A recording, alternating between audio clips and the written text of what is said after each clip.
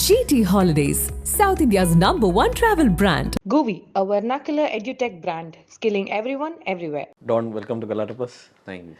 ആദ്യം തന്നെ എനിക്ക് ചോദിക്കാനുള്ളത്, ഇപ്പം പണ്ട് മുതലേ ഈ ഇൻഡിപെൻഡൻറ്റ് ഫിലിം മേക്കേഴ്സിനെ കുറിച്ചൊരു പബ്ലിക്കിലൊരു ധാരണയുണ്ടല്ലോ. അതായത് ഇവർ ആക്സസിബിൾ അല്ല, അല്ലെങ്കിൽ ഇവർ അല്പം പ്രിറ്റൻഷ്യസ് ആണ്. അത് ചിലപ്പം ഒന്നോ രണ്ടോ ഫിലിം മേക്കേഴ്സിൻ്റെ ആറ്റിറ്റ്യൂഡ് കൊണ്ടായിരിക്കും അങ്ങനെ ഒരു തോന്നൽ വരുന്നത്. പൊതുവേ ഒരു ജനറലൈസ്ഡ് ആയിട്ടുള്ളൊരു ഇത് വരുന്നത്. ഇപ്പം പണ്ടത്തെ അപേക്ഷിച്ച് നോക്കുമ്പോൾ ഇപ്പം എങ്ങനെയാണ് ഒരു ഇന്ത്യ ഫിലിം മേക്കേഴ്സിൻ്റെ ഒരു ആക്സെപ്റ്റൻസ് കാണുമ്പോൾ ഡോൺ എന്താ തോന്നുന്നത് പൊതുവേ? എനിക്കിപ്പോൾ ഇൻഡിപെൻഡൻ്റ് എന്ന് പറയുന്നത് തന്നെ ഭയങ്കര, എന്നെ സംബന്ധിച്ചുള്ള അങ്ങനെ ഒരു ബൗണ്ടറി കൃത്യമായിട്ട് ആർട്ട് ഹൗസ് യൂസ് ചെയ്യുന്ന ഒരു ബൗണ്ടറി ഉണ്ടോ എന്ന് തന്നെ അറിയില്ല. അപ്പോൾ എനിക്ക് തോന്നുന്നത് ഒരു പക്ഷേ ഇൻഡിപെൻഡൻറ്റ് സ്പിരിറ്റിലായിരിക്കണം ഇൻഡിപെൻഡൻറ്റ്. ഞാൻ അങ്ങനെയാണ് ഇൻഡിപെൻഡൻറ്റിനെ മനസ്സിലാക്കുന്ന. ഒരു എന്താ, പൂർണ്ണമായിട്ടും ഇൻഡസ്ട്രിക്ക് വേണ്ടിയിട്ടുള്ള സിനിമകൾ ചെയ്യാതെ തനിക്കിഷ്ടമുള്ള തരത്തിലുള്ള സിനിമകൾ ചെയ്യുക, അതിന് ശേഷം അതിൻ്റെ ഒരു ഓഡിയൻസിനെ കണ്ടെത്താൻ ശ്രമിക്കുന്ന ആളുകൾ എന്നുള്ള രീതിയിലാണ് ഞാൻ മനസ്സിലാക്കുന്നത്. പക്ഷെ അത് ഭയങ്കര ഒരു പേഴ്സണൽ ആയിട്ടുള്ള ഒരു ഡെഫിനേഷനും കൂടിയാണ്. അപ്പോൾ അവിടെ നിന്നുകൊണ്ട് ഇങ്ങനെ ഒരു ജനറൽ ആയിട്ടുള്ള ഒരു സ്റ്റേറ്റ്മെന്റ് എനിക്ക് പറയാൻ പറ്റുമെന്ന് അറിയില്ല. പക്ഷെ എന്താ, അപ്പോൾ ആൾക്കാരുടെ ഇടയിൽ അങ്ങനെ ഒരു തരംതിരിവുണ്ടെങ്കിൽ എന്നെ സംബന്ധിച്ച് വലിയ കൺസേൺ അല്ല. എന്ത് അങ്ങനെ ഡോണിനെ കുറിച്ച് അങ്ങനെ പണ്ട് ആരെങ്കിലും ഇപ്പോൾ ഡോൺ തുടങ്ങിയ സമയത്ത് ഇതുപോലെ ഡോൺ അങ്ങനെയുള്ള ഒരു ഫിലിം മേക്കർ ആണോ? കാരണം ഡോണിൻ്റെ സിനിമകൾ കാണുമ്പോൾ എനിക്ക് ഒരിക്കലും അങ്ങനെ തോന്നിയിട്ടില്ല. ഒരു ഭയങ്കര ആക്സസിബിൾ അല്ലാത്തൊരു സിനിമ എന്ന് തോന്നില്ല. ഇപ്പം ഭയങ്കര എന്താ പറയുക, മനസ്സിലാക്കാൻ ബുദ്ധിമുട്ടുള്ള സിനിമകളൊന്നുമല്ല. ഭയങ്കര ഒരു സിമ്പിളായിട്ടുള്ള ഒരു ക്ഷമയോടെ ഇരുന്ന് കാണുമ്പോൾ മനസ്സിലാക്കാൻ പറ്റുന്ന സിനിമകളാണ്. അപ്പം ആദ്യം ഡോൺ തുടങ്ങിയപ്പോൾ ഇങ്ങനെ ഒരു പെർസെപ്ഷൻ അങ്ങനെ എന്തെങ്കിലും ഉണ്ടായിരുന്നോ? പിന്നീട് അത് മാറി. ഇത് പലതരത്തിലുള്ളതും കേട്ടിട്ടുണ്ട്. ഇവർ എല്ലാം കേൾക്കുന്നുണ്ടല്ലോ. പോസിറ്റീവും നെഗറ്റീവും ഒക്കെ കേൾക്കാറുണ്ട് ആളുകൾ. ചിലർ എന്താ, ഇപ്പം ഓരോ സിനിമയ്ക്കും കിട്ടുന്ന റിസപ്ഷൻ പോലെ തന്നെ പലതരത്തിലുള്ള റിയാക്ഷൻ ആയിരിക്കും വ്യക്തി എന്നുള്ള രീതിയിൽ നമുക്കും ഫേസ് ചെയ്യേണ്ടി വരും. പിന്നെ അത് വ്യക്തി എന്നുള്ള രീതിയിലുള്ള ഡസൻ മാറ്റർ. അത് ഒരു ബ്രാൻഡ് നെയിം മാത്രമാണ്. നമ്മളെ സംബന്ധിച്ചുള്ള സിനിമ എന്നുള്ള അത് ആ ഒരു പർട്ടിക്കുലർ സിനിമയെ അതായിട്ട് തന്നെ കാണണം എന്നുള്ളൊരു ഒരാളെ. ഓരോ പടവും വ്യത്യസ്തമായിട്ടിരിക്കുന്നത്. അല്ലെ ഇവൻ എന്താ, ഇപ്പം ഫാമിലി പോലെ അല്ലെ അതിന് മുമ്പ് ചെയ്തൊരു സിനിമ. അതെ അതെ, ഒന്നൊരു റെപ്പിറ്റേറ്റീവ് ആയിട്ടുള്ള ഇതല്ലല്ലോ, എല്ലാം പുതിയ പുതിയ. ഈ ഏതൊരു ആർട്ട് എടുത്ത് നോക്കിക്കഴിഞ്ഞാൽ അതൊരു മറ്റുള്ളവരുമായി ഷെയർ ചെയ്യാൻ പാടില്ല. അതിൻ്റെ ഒരു എന്താ പറയുക, അതൊരു ഷെയർഡ് എക്സ്പീരിയൻസ് ആണല്ലോ അത്. ചില ഫിലിം മേക്കേഴ്സ് പറയില്ലേ, ഇപ്പം ഞാൻ എനിക്ക് വേണ്ടിയ സിനിമകൾ എടുക്കുന്നത്, താല്പര്യമുള്ളവർ ഒന്നും കണ്ടാൽ മതി. പക്ഷെ ആ ഒരു ആറ്റിറ്റ്യൂഡ് ശരിക്കും പറയാന്ന് വെച്ചാൽ ഒരു എന്താ പറയുക, എനിക്കൊന്ന് ഡോണിൻ്റെ കാര്യത്തിൽ ഇതുപോലെ ഒരു ഓഡിയൻസ് ഡോണിന് ഗ്രോ ചെയ്യാൻ പറ്റിയിട്ടൊന്നുമില്ല. അപ്പം അത് എന്താ പറയുക, നമ്മൾ അതിൻ്റെ ഒരു എന്താ, ഇതിനൊരു ലോങ് ടേം പ്രോസസ്സ് ആക്കുമ്പോൾ, അല്ലെങ്കിൽ ഒരു 10 വർഷം അല്ലെങ്കിൽ ഒരു 15 വർഷത്തെ ഒരു എന്താ, ആ ഒരു ടൈം പീരീഡിനുള്ളിൽ നമ്മൾ എങ്ങനെ മാറുന്നു, അല്ലെങ്കിൽ അത് എന്ന് പറയുന്നതൊക്കെ വ്യത്യാസമാണ്. പിന്നെ കൺസിസ്റ്റൻ്റ് ആയിട്ട് ഒരു സിനിമ ചെയ്തുകൊണ്ടിരിക്കണം, അല്ലെങ്കിൽ സിനിമകൾ ചെയ്തുകൊണ്ടിരിക്കണമെങ്കിൽ ഇവിടെ ഇപ്പോൾ പൂർണ്ണമായിട്ടും എക്സ്പെരിമെൻ്റലായിട്ട് നിൽക്കാനുള്ള ഒരു സ്പേസ് ഇല്ല നമുക്ക്. അപ്പോൾ അല്ലെങ്കിൽ വേറെ എന്തെങ്കിലും ഒരു ജോലി ഒക്കെ സൈഡിൽ വേണ്ടതുണ്ട്, അല്ലെങ്കിൽ ആ രീതിയിൽ ചെയ്യേണ്ടതുണ്ട്. അപ്പോൾ അങ്ങനെ ഒരു കൺസേണും ഇല്ല ചെയ്യാൻ പറ്റുന്നെങ്കിൽ ഏറ്റവും നല്ലത് അത് തന്നെയാണ്. അതെ അതെ, ആക്ച്വലി ആ ഒരു പോയിന്റ് എനിക്ക് ചോദിക്കുന്നുണ്ടായിരുന്നു. ഇപ്പോൾ ഈ ഒരു എന്താ പറയുക, ഒരു ഫിനാൻഷ്യൽ ബാക്കപ്പോ അല്ലെങ്കിൽ വേറൊരു തൊഴിൽ ഉണ്ടാകുമ്പോൾ എനിക്ക് തോന്നുന്നു അങ്ങനെയുള്ള ഫിലിം മേക്കേഴ്സിന്, കാരണം ഒരു എക്സ്പെരിമെൻ്റൽ സിനിമ അല്ലെങ്കിൽ ഇൻഡിപെൻഡൻറ്റ് സിനിമ മാത്രമായിട്ട് ഒരു വരുമാന മാർഗമായിട്ട് എന്താ പോസിബിൾ ആവുമെന്നുള്ളത്, അത് ഡോണിൻ്റെ ഒരു ഇതിൽ ഇപ്പോൾ എക്സ്പീരിയൻസിൽ എങ്ങനെയാണ്? നമ്മളെ അക്സെപ്റ്റൻസ്, ഇപ്പോൾ ഓഡിയൻസിൻ്റെ അക്സെപ്റ്റൻസ് കിട്ടുക എന്നുള്ള ആഗ്രഹത്തിൽ അല്ലല്ല നമ്മൾ സിനിമ ചെയ്യുന്നത്. ഈ ഒരു പർട്ടിക്കുലർ സിനിമ ആവിഷ്കരിക്കണം, അത് പുറത്ത് കൊണ്ടുവരണം എന്നുള്ളൊരു ആഗ്രഹത്തിൽ നിന്നാണ്.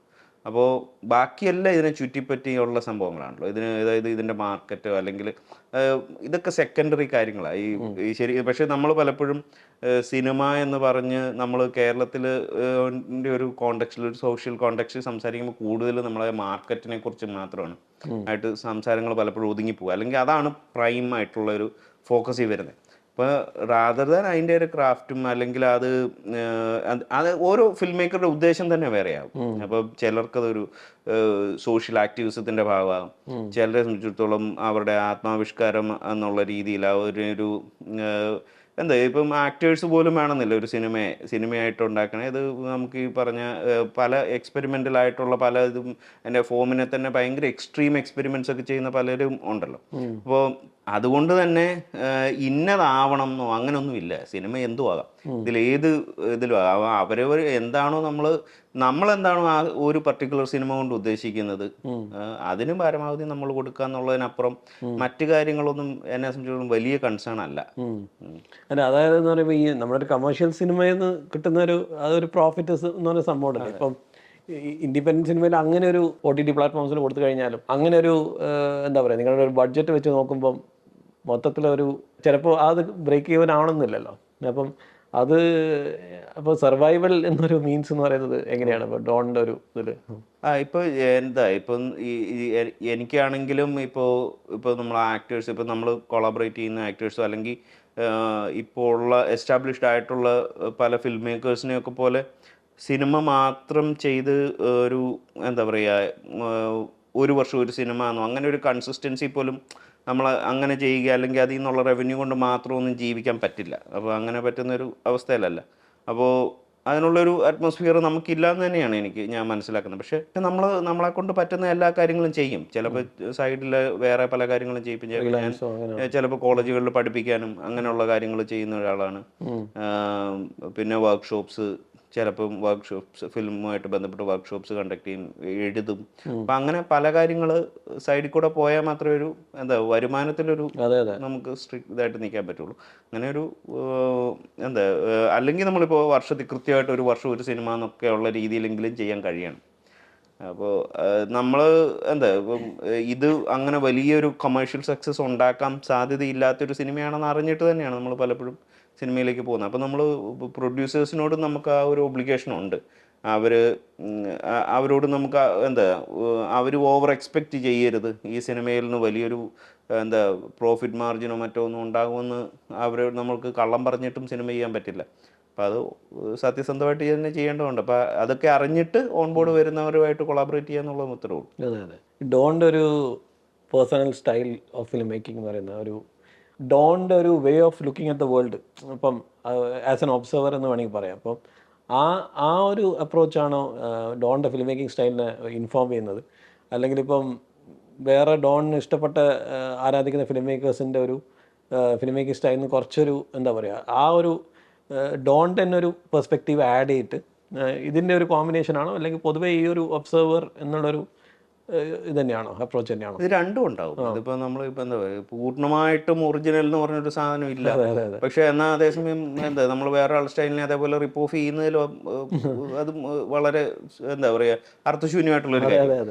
അപ്പോൾ നമുക്ക് നമ്മുടേതായിട്ടുള്ള ഒരു ശൈലി ഉണ്ടാക്കി എടുക്കുക എന്നുള്ളതാണ്. പക്ഷെ അത് കോൺഷ്യസ് ആയിട്ടൊരു സ്റ്റൈൽ ബിൽഡിംഗ് ഒന്നും അല്ല, റാദർ അത് ഇവോൾവ് ചെയ്ത് വരുന്ന ഒരു സംഗതിയാണ്.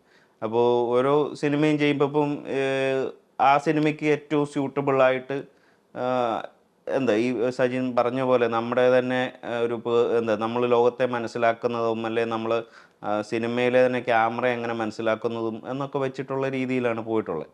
അപ്പോൾ അത് പക്ഷേ ഓരോ സിനിമയും കഴിയുമ്പം ഒരു മൊത്തത്തിലൊരു പാറ്റേൺ ഒക്കെ ഫോം ചെയ്യുന്നെങ്കിൽ നമ്മുടെ ഒരു സ്റ്റൈൽ ഇവോൾവ് ചെയ്ത് വരുന്നതിൻ്റെയോ അങ്ങനെയൊക്കെ ഉള്ളതാവാം. ആ ഒരു ഫസ്റ്റ് ഫിലിമിലേക്കുള്ള ഒരു സ്റ്റൈല് അത് കണ്ടുപിടിക്കാൻ ഡോണിന് സമയമെടുത്തിരുന്നോ, അല്ലെങ്കിൽ എങ്ങനെയത്? ഇല്ല, അങ്ങനെയൊന്നും വിചാരിച്ചിരുന്നില്ല. ഇപ്പം നമ്മൾ ആ ഒരു പടം ചെയ്ത് ഇപ്പം ഞാൻ ഓരോ പടവും ചെയ്യുമ്പോൾ അതിനെ ഒരു ഫസ്റ്റ് ഫിലിമായിട്ട് തന്നെയാണ് കൺസിഡർ. ശരി. അപ്പോൾ അതിന് ഏറ്റവും സൂട്ടബിളായിട്ട് അല്ലെ നമുക്ക് ഓക്കെ ആയിട്ടുള്ള ചില കാര്യങ്ങളുണ്ടാവും, നമുക്ക് ഓക്കെ അല്ലാത്ത പല കാര്യങ്ങളും ഉണ്ടാവും. പിന്നെ ഓരോ പിന്നെ നമുക്ക് ആ സിനിമ ഇപ്പം എൻ്റെ മുമ്പിൽ കൊണ്ട് വെച്ച് കഴിഞ്ഞാൽ അത് ഏത് ഫോമിലായിരിക്കും എന്ന് വെച്ചാൽ വേറൊരാൾ ചെയ്ത സിനിമയാണെങ്കിൽ അത് ഏത് തരം സിനിമയാണെങ്കിലാണ് എനിക്ക് കണ്ടാൽ ഇഷ്ടപ്പെടുക, നമ്മളത് ഓഡിയൻസ് എന്നുള്ള രീതിയിൽ നമുക്ക് ഏറ്റവും അധികം എൻജോയ് ചെയ്യാൻ പറ്റുക എന്നുള്ള രീതിയിൽ തന്നെ. അപ്പം അതിനകത്ത് ഈ ഒരു എലമെൻ്റ് ഉണ്ട്. അതായത് നമ്മളെ തന്നെ ഓഡിയൻസായിട്ട് പ്രതിഷ്ഠിക്കുന്ന ഒരു സംഗതി ഉണ്ട്. അപ്പോൾ നമുക്കിഷ്ടമില്ലാത്ത ഇപ്പോൾ ഞാനെപ്പോഴും സ്വയം ചോദിക്കുന്നൊരു ചോദ്യം, അതായത് നമുക്ക് ഇഷ്ടമില്ലാത്തൊരു സംഗതി നമുക്ക് എങ്ങനെയാണ് നല്ലതെന്ന് പറഞ്ഞ് വേറെ ആൾക്ക് കൊണ്ട് കൊടുക്കാൻ പറ്റും. അപ്പോൾ അതുകൊണ്ട് നമ്മൾ ഇഷ്ടപ്പെടണം എന്നുള്ളത് മാൻഡേറ്ററി തന്നെയാണ്. അപ്പോൾ പിന്നെ അതിനെ അവിടുന്ന് എങ്ങനെ ഏറ്റവും ഇമ്പ്രൂവ് ചെയ്യാം എന്നുള്ളൊരു സംഗതി മാത്രമേ. ഈ ഡോണിൻ്റെ സിനിമകളിൽ എനിക്ക് തോന്നുന്നു ഡോണിന് എന്താ പറയുക, ജീവിതത്തിൽ പല കാര്യങ്ങളും കാണുമ്പോൾ അതിനെക്കുറിച്ചുള്ള ചോദ്യങ്ങൾ പ്രസൻറ്റ് ചെയ്യാൻ അല്ലാതെ സ്റ്റേറ്റ്മെൻറ്റ്സ് ഉണ്ടാക്കാൻ വേണ്ടിയല്ലാതെ അങ്ങനെ എവിടെയോ പറഞ്ഞിട്ടുണ്ടായിരുന്നു അല്ലേ? അതെ, ഇത് പൊളിറ്റിക്കൽ സ്റ്റേറ്റ്മെൻറ്റ്സ് എന്നുള്ളതിനേക്കാളും ഇത് ഒരു കോൺവെർസേഷൻ, ഒരു കണ്ടിന്യൂയിങ് കോൺവെർസേഷനാണ്.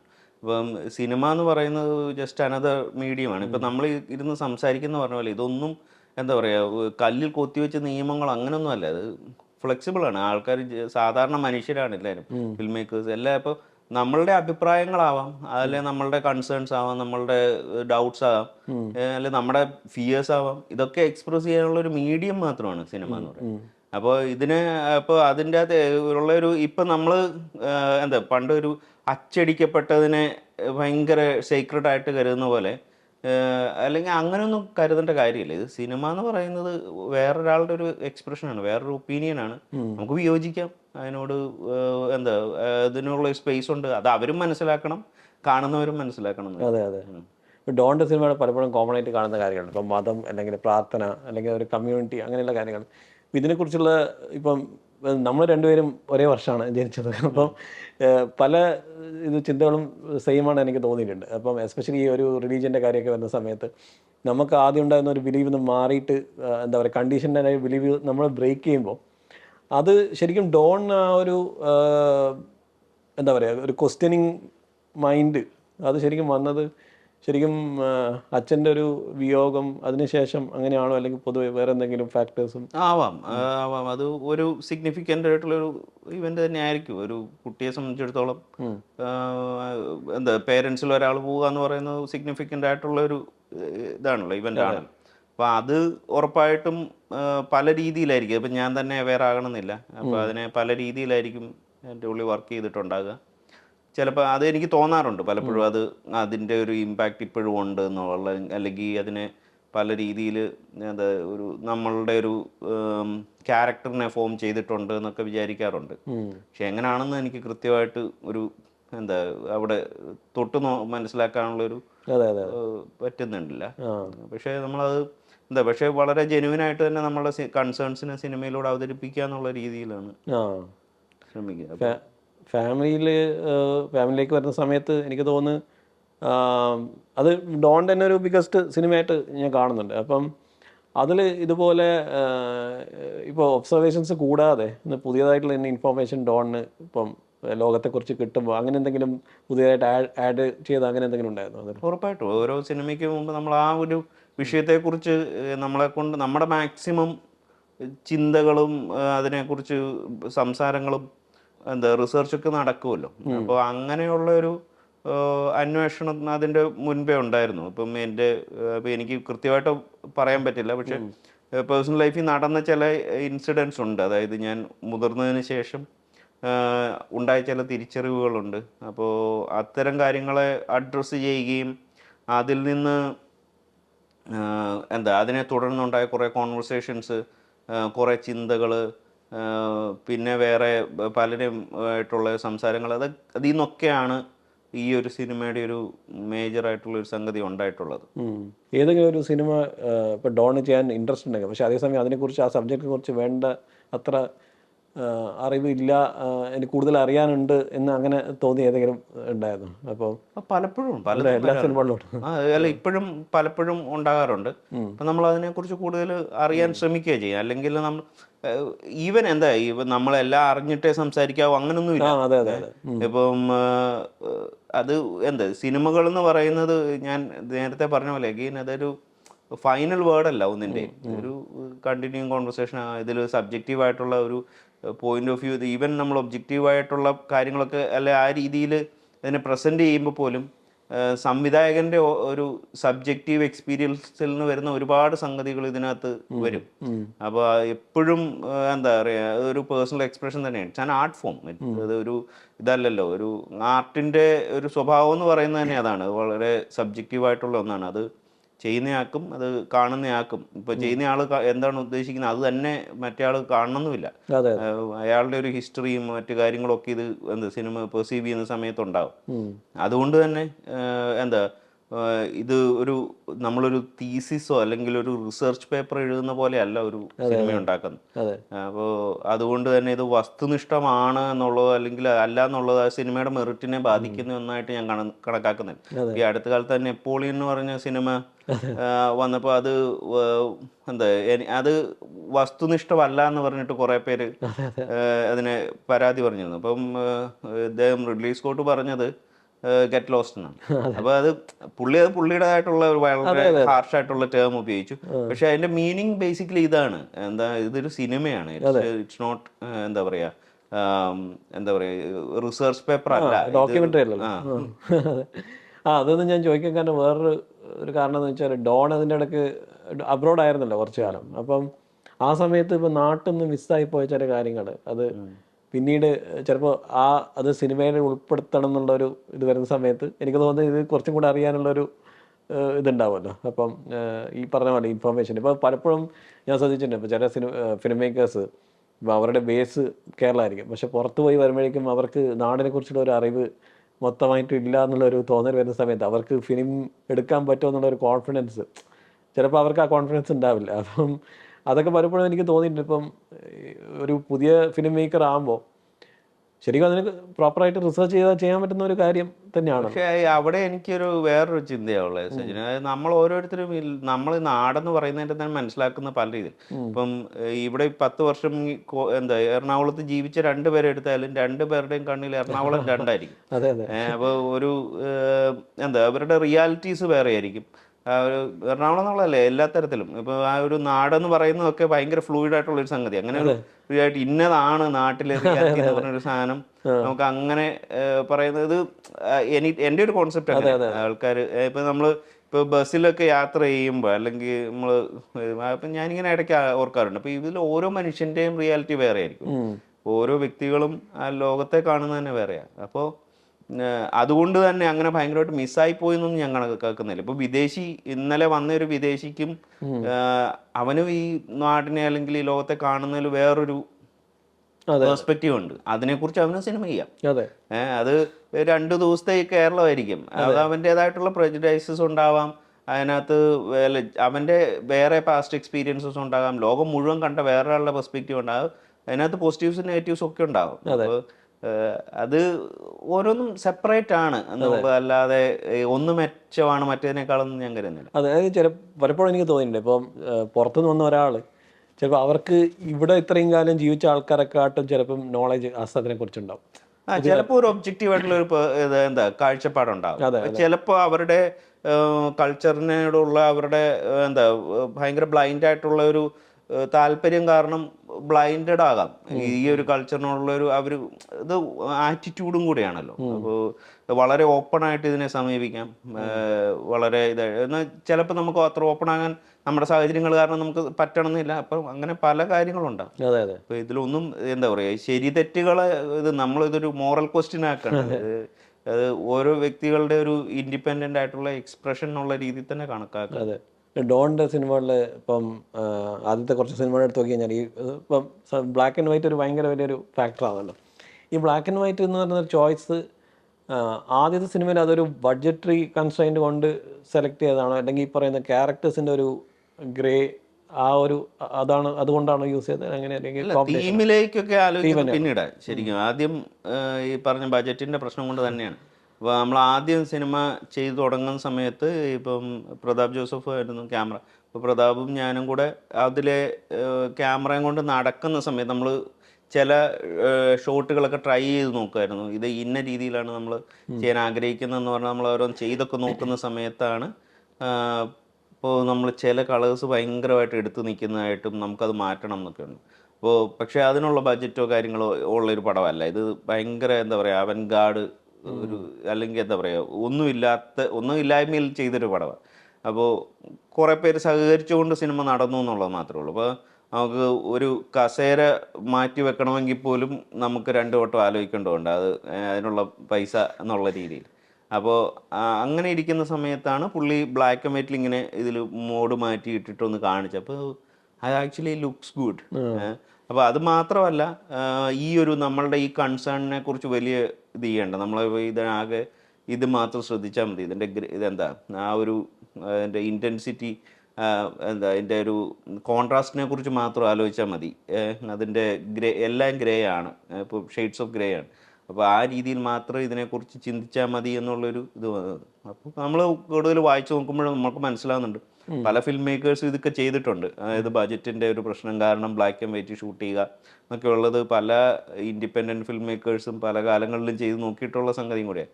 അപ്പം നമുക്കും അങ്ങനെ ചെയ്യാം എന്ന് പറഞ്ഞിട്ട് അങ്ങനെ ചെയ്യുകയാണ് ചെയ്തത്. പക്ഷെ അത് പിന്നെ എനിക്ക് ഇഷ്ടപ്പെട്ടു, ആ സംഗതി ഇഷ്ടപ്പെട്ടു. അത് അതിനെ പിന്നെ എങ്ങനെ ഇമ്പ്രൂവ് ചെയ്യാം, എങ്ങനെ ബ്ലാക്ക് ആൻഡ് വൈറ്റിൽ കൂടുതൽ രസകരമായിട്ട് ചെയ്യാം എന്നൊക്കെയുള്ള, അല്ലെങ്കിൽ വ്യത്യസ്തമായിട്ട് എങ്ങനെ ചെയ്യാം എന്നൊക്കെയുള്ള രീതിയിലുള്ള ചിന്തകളായി. അതാണ് പിന്നെ അടുത്ത 2 സിനിമ ബ്ലാക്ക് ആൻഡ് വൈറ്റിൽ തന്നെ. എനിക്കത് തുടരണം എന്ന് ഉണ്ടായിരുന്നു. പിന്നെ അത് ഉള്ളൊരു പ്രശ്നമായിട്ട് തോന്നി, എന്നെ ഡിഫൈൻ ചെയ്യുന്നത് അതൊക്കെ മാറും. അപ്പോൾ നമുക്കും ഒരു തരത്തിലുള്ള ലിമിറ്റേഷൻസും അങ്ങനെ വെക്കേണ്ടതില്ല, അല്ലെ നമ്മളൊരു ലേബൽസിലോട്ട് പോയി ചുരുങ്ങണ്ട എന്ന് കരുതിയിട്ടാണ് പിന്നെ എനിക്കൊന്ന് പിന്നെ സന്തോഷത്തിന്റെ ഒന്നാം രഹസ്യത്തിലും ഫാമിലിയിലും കുറച്ചൊരു ഡീസാച്ചുറേറ്റഡ് ആയിട്ടുള്ള ഒരു കുറച്ചൊരു ഇത് എവറിത്തിങ് സിനിമയിൽ രണ്ടും ഉണ്ട്. അതെ, അല്ല അത് അതുപോലെ തന്നെ ഈ സ്റ്റേഷനറി ഫ്രെയിംസ് ഇത് ഭയങ്കര എനിക്ക് ഇഷ്ടമുള്ള ഒരു ക്വാളിറ്റിയാണ്. പിന്നെ അത് പീക്കിലെത്തിയ സിനിമയാണ് സന്തോഷിന്റെ ഒന്നാം രഹസ്യം. ആ ഒരു ഭയങ്കര ബ്രില്യൻ്റ് ആയിട്ടുള്ള ഒരു ഇത്. ഈ സന്തോഷിന്റെ ഒന്നാം രഹസ്യം ശരിക്കും അത് എത്ര ടേക്ക് ആയിരുന്നു? അത് ഫൈനൽ ഇത് നമ്മൾ 5 ടേക്ക് ആണെന്ന് എൻ്റെ ഓർമ്മ. ഇപ്പം അതിൽ ഒരു ഫൈനൽ ടേക്ക് ആയി, എല്ലാം ഇതിൽ ചെയ്ത് നോക്കിയിട്ട് ഫൈനൽ ടേക്ക് ഉപയോഗിച്ചു. 5 ടേക്ക് ഫുൾ ആയിട്ടുള്ളതുണ്ടായിരുന്നു. അല്ലാതെ ട്രയൽ ചെയ്ത് ഒരു 5 മിനിറ്റ്സിലോ 10 മിനിറ്റ്സിലോ ഒക്കെ കട്ടൊക്കെ വിളിച്ച വേറെ ഉണ്ട്. നമ്മളതൊന്നും ഉപയോഗിച്ചില്ല. അതിനെ കുറിച്ച് ആലോചിക്കുമ്പോൾ പലപ്പോഴും ഞാൻ ആലോചിച്ചിട്ടുണ്ട്. അതായത് ഇപ്പം അതിൽ കട്ടില്ലാതെ ആലോചിച്ച് നോക്കിയിട്ടുണ്ടാവും. അല്ല, അതായത് കട്ടോട് കൂടെ ആലോചിക്കുമ്പോൾ അത് വേറെ തന്നെ സിനിമയായി മാറും. ഉറപ്പായിട്ടും ഈ കപ്പിൾ എന്നുള്ളൊരു ഫോക്കസ് മാറിപ്പോ എന്നുള്ളൊരു ഇത്. അല്ല, കപ്പിളിൽ നിന്ന് ഫോക്കസ് മാറില്ലായിരിക്കാം. അപ്പം പെർഫോമൻസിനെ വേറെ രീതിയിൽ പറയാ, ഈ ജംപ് കട്ട്സ് ഉപയോഗിച്ച് വേണമെങ്കിൽ അതിനെ കൺസീവ് ചെയ്യായിരുന്നു. അതും ഞാൻ ആലോചിച്ചാണ് ഒരു സ്റ്റേജിൽ. പക്ഷേ പിന്നെ ഇതിനോട് സ്റ്റിക്ക് ചെയ്യാനുള്ള ഒരു കാര്യം എന്ന് പറയുന്നത്, ആ ഒരു ഫോം എന്തുകൊണ്ട് നമ്മൾ ചൂസ് ചെയ്തു എന്നുള്ള ഒരു കാര്യം തന്നെയാണ്. അപ്പോൾ ആ ഫോം ചൂസ് ചെയ്യാനുള്ള മേജർ കാരണം, ഈ 1.5 മണിക്കൂർ സമയം, 86 മിനിറ്റാണ് സിനിമ. അപ്പോൾ 86 മിനിറ്റ് സമയം, അതുപോലെ നമ്മൾ ഈ ഇതിൻ്റെ ഒരു ബൗണ്ടറി, സ്ക്രീനിൻ്റെ ബൗണ്ടറി, പിന്നെ ഇവർ കൺഫൈൻഡ് ആയിട്ടുള്ള ആ ഒരു സ്പേസ്. അപ്പോൾ ഈ ഒരു സ്പേസിലും ടൈമിലും ഒരേപോലെ കൺസ്ട്രെയിൻഡ് ആയിട്ടുള്ള 2 പേർ, അല്ലെങ്കിൽ അവർ ലിമിറ്റഡ് ആണ്, അവരുടെ ഓപ്ഷൻസ് ഒന്നുമില്ല. അവർ ഈവൻ കട്ടുകൊണ്ട് പോലും അവർക്ക് പുറത്തു പോകാൻ പറ്റുന്നില്ല. ഇമോഷനിൽ പുറത്തു പോകാനോ അല്ലെങ്കിൽ ഒരു തരത്തിലുള്ള എസ്കേപ്പും അവർക്ക് ഈ ക്യാമറയുടെ മുമ്പിൽ നിന്നില്ല എന്നുള്ള ഒരു കോൺസെപ്റ്റാണ്. അത് ശരിക്കും എനിക്ക് തോന്നുന്നു ആ കാറിന് ഒരു മൊത്തത്തിൽ ആ സമയത്ത് കോവിഡിന്റെ ഒരു റെപ്രസെന്റേഷൻ ആയിട്ട് ആ ഒരു സ്റ്റക്ക് ആയിരിക്കുന്നത്. അതെ അതെ, അല്ലെങ്കിൽ പിന്നെ അവർ അതിൽ നിന്ന് ഇറങ്ങി പോകണം. അത് വലിയൊരു റിസ്ക്കും കൂടെയാണ്, അവർ ആ ഒരു സ്പേസിൽ നിന്ന് ഇറങ്ങി പോകാന്ന് പറയും. അതെ അതെ അതെ. അതുപോലെ ഈ 1956 സെൻട്രൽ ട്രയാങ്കിളൊക്കെ വരുന്ന സമയത്ത് അതിന്റെ ഒരു സ്റ്റോറി ടെല്ലിംഗ് എനിക്ക് ഭയങ്കര ഒരു ഫാസിനേറ്റിംഗ് ആയിട്ട് തോന്നിയിട്ടുണ്ട്. അപ്പോൾ പൊതുവേ ഈ ഒരു ലിറ്ററേച്ചർ ക്വാളിറ്റി എന്ന് പറയുന്നത്, ഇപ്പോൾ ഈ ഡയലോഗിലൂടെ ഇപ്പോൾ 2 ക്യാരക്ടേഴ്സ് അല്ലെങ്കിൽ 3 ക്യാരക്ടേഴ്സ് മേശപ്പുറത്ത് നിന്ന് കഥ പറയുമ്പോൾ നമ്മളെ ഗ്രിപ്പ് ചെയ്യണമെന്നുള്ള ഒരു ഭയങ്കര ഇമ്പോർട്ടൻ്റ് ആയിട്ടുള്ള ഒരു കാര്യമാണല്ലോ. അതിൽ ഈ അതിലേക്കുള്ള അപ്രോച്ച് എങ്ങനെയായിരുന്നു ട്രൈ ചെയ്തത്? ഇപ്പം ഇപ്പോൾ ഇവർ തന്നെ കുറേ നേരം ഇരുന്ന് സംസാരിക്കുന്ന ഒരു ഓപ്പണിംഗ് സീനിലൊക്കെ പറയുന്ന ഒരു കാര്യങ്ങളുണ്ടല്ലോ, അതിൽ എത്രത്തോളം റിസർച്ചിൻ്റെ ഇത് വരുന്നുണ്ട് അതിൽ, ആ ഒരു ടൈം പീരീഡ് റെപ്രസെന്റ് ചെയ്യാൻ വേണ്ടി? അല്ലേ, റിസർച്ചിനേക്കാളും കൂടുതൽ ഈ ഞാൻ കേട്ട കഥകൾ അത് ബേസ് ചെയ്തിട്ടുള്ളത്. അപ്പം നമ്മൾ കഥ കേൾക്കുമ്പോൾ എനിക്കുണ്ടായ ഫീൽ എന്താണോ അത് കണ്ടിന്യൂ ആണ്. ഈ സിനിമ കാണുമ്പോഴും അത് പറ്റുന്നത്രയും കമ്മ്യൂണിക്കേറ്റ്, അതിൻ്റെ ഒരു തുടർച്ച വേണം എന്നുള്ളൊരു ആഗ്രഹത്തിൽ നിന്നാണ് ആ സിനിമ അങ്ങനെ ഉണ്ടാക്കുന്നത്. അപ്പോൾ അത് ആ കഥ എൻ്റെ മനസ്സിൽ ഞാൻ പണ്ടേ ഓർമ്മയുള്ള ഒരു കഥയാണ്. എന്നോട് ചെറുപ്പം മുതലേ പലവട്ടം ഗ്രാൻഡ് ഫാദർ പറഞ്ഞിട്ടുള്ളതിൽ ഒരു കഥയാണ്. അപ്പോൾ ഞാനിങ്ങനെ വിചാരിച്ചിട്ടുണ്ട്, അപ്പോൾ ആ കഥയെ സിനിമയാക്കണം എന്ന് വിചാരിച്ചു കഴിഞ്ഞാൽ ഭയങ്കര സാധാരണ രീതിയിലുള്ള ഒരു സസ്പെൻസ് ജോണറിലുള്ള ഒരു പടമാക്കി മാറ്റാം. അപ്പോൾ പക്ഷേ അതിനോട് എനിക്ക് താല്പര്യമില്ല. ഇപ്പം അതിന് വേറെ എന്തെങ്കിലും ഒരു ട്രീറ്റ്മെൻറ്റ് ഉണ്ടെങ്കിൽ, അപ്പോൾ ഇങ്ങനെ ഈ ട്രീറ്റ്മെൻറ്റ് മനസ്സിലേക്ക് വരികയാണ്. അതായത് കഥകളിലൂടെ, പലര് പറയുന്ന കഥകളിലൂടെ ഒരു സിനിമ എന്നുള്ളൊരു, അപ്പം അതിന് പറ്റിയൊരു ഈ ഒരു കഥയ്ക്ക് പറ്റിയൊരു ട്രീറ്റ്മെൻ്റ് ആണ് എന്നുള്ളൊരു സംഗതി ഇത് ഏകദേശം ഒരേ സമയത്താണ് മനസ്സിൽ വരുന്നത്. അപ്പം അവിടുന്നാണ് ഈ ഒരു കപ്ലിങ് നടക്കുന്നതും ആ രീതിയിൽ ആ സിനിമ ചെയ്യുന്നത്. ഈ ഭ്രമയുഗം കണ്ടപ്പോൾ എനിക്ക് ഇത് 1956 കാര്യം പറഞ്ഞത്, രണ്ടും ഇതുപോലെ ഒരു time travel like experience create ചെയ്യുന്ന ഒരു സിനിമകളാണല്ലോ. രണ്ടും ബ്ലാക്ക് ആൻഡ് വൈറ്റ് യൂസ് ചെയ്തിട്ടുണ്ട്. പിന്നെ ആ ഒരു ടൈം പീരീഡിന് പ്രോപ്പറായിട്ട് ഒരു വേറെ ഏതോ ലോകത്താണെന്നുള്ളൊരു ഫീലിംഗ് ക്രിയേറ്റ് ചെയ്യുന്നുണ്ടല്ലോ. അതുപോലെ ഡോണിൻ്റെ വൈഫിൻ്റെ ഒരു കോൺട്രിബ്യൂഷനെ കുറിച്ച് ചോദിക്കണത്, ഷെറിൻ കാത്രിൻ. അപ്പം ഇപ്പോൾ എവറിത്തിങ് സിനിമ ആയിരുന്നു നിങ്ങൾ ആദ്യത്തെ കൊളാബറേഷൻ, അല്ലെങ്കിൽ ഒരു റൈറ്റിംഗ് എന്ന രീതി? അല്ല, ഇതിലും 1956 കൺസൾട്ടന്റ് അങ്ങനെ ഉണ്ടായിരുന്നു. അപ്പോൾ ഞങ്ങൾ എന്താ ഇപ്പം എവറിത്തിങ് സിനിമയിൽ കുറെ കൂടെ ആക്റ്റീവായിട്ട് ഷെറിൻ ഇംപ്രവൈസ് ഒക്കെ ചെയ്തിട്ടുണ്ട് പല സീനിൽ. അപ്പോൾ അതുകൊണ്ടും കൂടെയാണ്. പിന്നെ നമ്മൾ ഈ മോണോലോഗൊക്കെ ഞാൻ തന്നെയാണ് കൂടുതലും എഴുതിയത്. പക്ഷേ സംഭവിക്കുന്നത് ഇത് ഓരോ ഡ്രാഫ്റ്റും കഴിയുമ്പോൾ ഞാൻ ഷെറിനെ കാണിക്കും. ഇപ്പോൾ ഷെറും വായിച്ചിട്ട് ഷെറിൻ്റെതായിട്ടുള്ള വളരെ ഓണസ്റ്റ് ആയിട്ടുള്ള ഒപ്പീനിയൻസ് പറയും. കൊള്ളുകല എന്ന് തന്നെ പറയും. അതിന് ഒരു അതാണ് ഒരു ഡോണിന് ഒരു ഗ്രൗണ്ട് ചെയ്യാനും ഒരു as A person and as A film maker ഇത് എന്താ പറയുക തെറ്റുകൾ തിരുത്താനും. അതെ, അപ്പൊ ഞാൻ എപ്പോഴും ടീം ചൂസ് ചെയ്യുമ്പോൾ പോലും നമ്മൾ ആ രീതിയിലാണ് ശ്രമിക്കുക. ഇപ്പോൾ ഷെറിൻ റൈറ്റിംഗ് സ്റ്റേജിൽ നമുക്ക് ഓരോ ഡ്രാഫ്റ്റും വായിച്ചിട്ട് ഇതുപോലുള്ള കറക്ഷൻസും കാര്യങ്ങളൊക്കെ വരുന്നു. അപ്പോൾ അതുപോലെ എൻ്റെ കൂടെ വർക്ക് ചെയ്യുന്ന ഇപ്പോൾ ഇതിൽ ഈ സിനിമയിൽ ഫാമിലിയിൽ അതുപോലെ ശവത്തിലും എൻ്റെ കൂടെ വർക്ക് ചെയ്തിട്ടുള്ള വിപിൻ എന്ന് പറഞ്ഞു. വിപിൻ എന്തുകൊണ്ടാണ് എൻ്റെ സിനിമയിൽ എനിക്ക് ഭയങ്കര ഒരു നല്ലൊരു എലമെൻ്റ് ആയിട്ട് തോന്നുന്നു വെച്ചാൽ ഏറ്റവും നല്ലൊരു ക്രിട്ടിക്കും കൂടെയാണ്. അപ്പോൾ പുള്ളിക്ക് ഇഷ്ടമില്ല എങ്കിൽ പറയും, നമ്മൾ ഫുള്ളി കൺവിൻസ്ഡ് ആകുന്നില്ല പുള്ളിയുടെ ഒപ്പീനിയൻസുമായിട്ട് എപ്പോഴും. പക്ഷെ സ്റ്റിൽ നമ്മൾ പ്രതീക്ഷിക്കാത്ത സമയങ്ങളിൽ ചില ചോദ്യങ്ങൾ നമുക്ക് ഇട്ട് തരികയും നമുക്ക് അപ്പോൾ ഒരു റീതിങ്ക് ചെയ്യാനോ അല്ലെങ്കിൽ നമ്മൾ അവിടെ ഒരു ഇൻട്രസ്പെക്ഷൻ ഉള്ള ഒരു സ്പേസ് എപ്പോഴും ക്രിയേറ്റ് ചെയ്യപ്പെട്ടുകൊണ്ടിരിക്കും. അപ്പോൾ അത് അങ്ങനെയുള്ളവരുടെ കൂടെ വേണം നമ്മൾ വർക്ക് ചെയ്യാൻ തന്നെ ഞാൻ വിശ്വസിക്കുന്നത്. അല്ലെങ്കിൽ നമ്മൾ ഭയങ്കര ഒരു നമുക്ക് കേൾക്കാൻ ആഗ്രഹിക്കുന്ന കാര്യങ്ങൾ മാത്രം പറയുന്ന ആളുകളെ കൂടെ നിർത്തും നമുക്കൊരു കാര്യം ഉപകാരം ഇല്ലാത്ത കാര്യം. അതെ, ഈ എവറിത്തിങ് സിനിമയിൽ രസകരമായിട്ട് കാര്യം എനിക്ക് തോന്നിയത് ഒരു ഈ പൊതുവെ പ്രിട്ടൻഷ്യസ് പിടിക്കുന്ന ഫിലിം മേക്കേഴ്സിനെ ട്രോൾ ചെയ്യുന്ന ഒരു രീതിയിലുള്ള ഒരു ഉറപ്പായിട്ടും അപ്പോൾ ആ ഒരു എലമെന്റ് ഉണ്ട്. അപ്പോൾ അത് എൻ്റെ ഉള്ളിലും ആ എലമെന്റ്. അപ്പോൾ ഇത് ഒരു സെൽഫ് ക്രിറ്റിസിസം ഉണ്ട്. അതുപോലെ നമ്മളുടെ ചുറ്റുമുള്ള ഫിലിം മേക്കേഴ്സിൽ നമ്മൾ ഒബ്സർവ് ചെയ്ത കാര്യങ്ങളുണ്ട്. അത് സന്തോഷത്തിന് 1.5 ദിവസത്തിനും വലുതുണ്ട്. അതെ മറ്റേ ഇന്റർവ്യൂ. അതെ. അതുപോലെ ഈ ആക്ടേഴ്സിനെ കാസ്റ്റ് ചെയ്യുന്ന സമയത്ത് ഇപ്പോൾ ഫാമിലിയെ എടുത്തു നോക്കുമ്പോൾ തന്നെ അതൊരു മുൻവിധികളില്ലാത്ത ഓഡിയൻസിന് മുൻവിധികളില്ലാത്ത ആക്ടേഴ്സ് ആവശ്യമാണെന്നുള്ളൊരു ആ ഒരു സ്റ്റോറി കാണുമ്പോൾ തന്നെ നമുക്ക് മനസ്സിലാവില്ല. അപ്പം എസ്പെഷ്യലി വിനയ് ഫോർട്ടിനെ പോലത്തെ ഒരു ആക്ടർ അല്ലെങ്കിൽ ദിവ്യ പ്രഭേനെ പോലത്തെ ഒരു ആക്ടർ അവർക്ക് എല്ലാ ടൈപ്പ് റോളുകളും ചെയ്യാൻ പറ്റും. ഇപ്പം ഇവർ നെഗറ്റീവാണോ പോസിറ്റീവ് ആണെന്നൊരു അങ്ങനെ ഒരു കാസ്റ്റിങ്ങിൻ്റെ എങ്ങനെയാണ് ഡോണിൻ്റെ ഒരു ചിന്ത? അല്ല, മേജർ ആയിട്ടുള്ള റീസൺ ഇവർക്ക് ആ ഒരു ക്യാരക്ടറിന് ഇവരെങ്ങനെ പുൾ ഓഫ് ചെയ്യുന്നുള്ളത് തന്നെയായിരുന്നു. അപ്പം നമുക്ക് പ്രത്യേകിച്ച് വിനയുടെ ഒരു ക്യാരക്ടർ നമ്മൾ ഈ ഒരു ഏറ്റവും ആദ്യം ഈ കോൺവെർസേഷനിലേക്ക് കൊണ്ടുവന്ന ഒരാളും കൂടെ വിനയ്. അപ്പം വിനയുടെ ഒത്തിരി പഴയ സിനിമകൾ മുതൽ ഞാൻ ശ്രദ്ധിച്ചിട്ടുണ്ട് ആളുടെ ഒരു പിന്നെ ആളുടെ റേഞ്ച് ഏതൊക്കെ എല്ലാ തരത്തിലുള്ള സിനിമകളും ചെയ്യുന്നുണ്ട് പുള്ളിയെങ്കിലും. പിന്നെ ഈ നമ്മളെ പോലുള്ള ഒരു ബോഡി ഓഫ് വർക്കുള്ള ഒരാളുമായിട്ട് കൊളാബറേറ്റ് ചെയ്യാൻ പുള്ളിക്ക് താല്പര്യമുണ്ട്.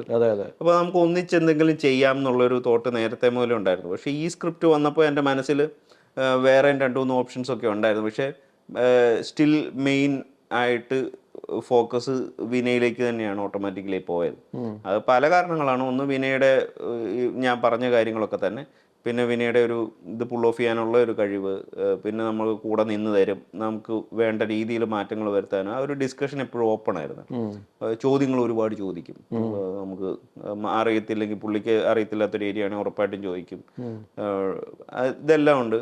പിന്നെ നമ്മൾ ഇടപെടുന്ന രീതിയൊക്കെ വളരെ നമ്മൾ ഈക്വലായിട്ടാണ്. അല്ലാതെ ഒരു നമ്മൾ താരങ്ങളുടെ കൂടെയൊക്കെ വർക്ക് ചെയ്യുമ്പോഴത്തേക്കും നമ്മൾ മുകളിലേക്ക് നോക്കി സംസാരിക്കേണ്ട ഒരു അവസ്ഥയൊക്കെ വന്നു കഴിഞ്ഞാൽ നമുക്ക് അവരെ പോയി ഡയറക്റ്റ് ചെയ്യാൻ പറ്റില്ല. അത് കൃത്യമായിട്ടൊരു കാര്യമാണ്. അതുകൊണ്ട് പിന്നെ വിനയുടെ കൂടെ അങ്ങനെയുള്ളൊരു ആ ഒരു സ്പേസ് പോസിബിളാണ്. പിന്നെ ആളുടെ വേറൊരു എനിക്ക് ഈ സജിം പറഞ്ഞതുമായിട്ട് ബന്ധപ്പെട്ട് വേറൊരു സംഗതി തോന്നിയത്, പുള്ളിക്ക് ഇപ്പം സൊസൈറ്റിയിലുള്ള ഒരു ഇമേജ് മെയിൻലി പ്രേമത്തിനൊക്കെ ശേഷം വന്നിട്ടുള്ള ഒരു ഭയങ്കര ഫണ്ണി ഇമേജ്, അങ്ങനത്തെ ഒരു സാധനം ഉണ്ടല്ലോ. വളരെ ഫ്രണ്ട്ലി ആണ്.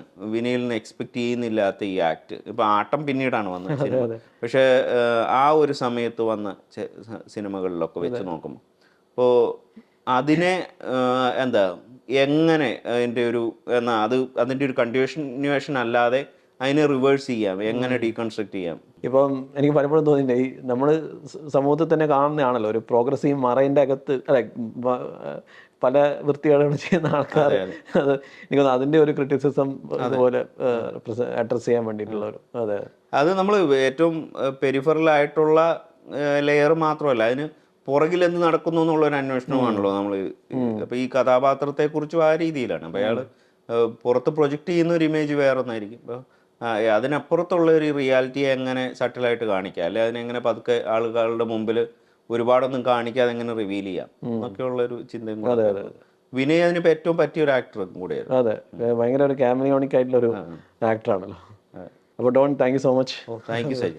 GT Holidays, South India's #1 travel brand. GUVI, a vernacular edutech brand, skilling everyone everywhere.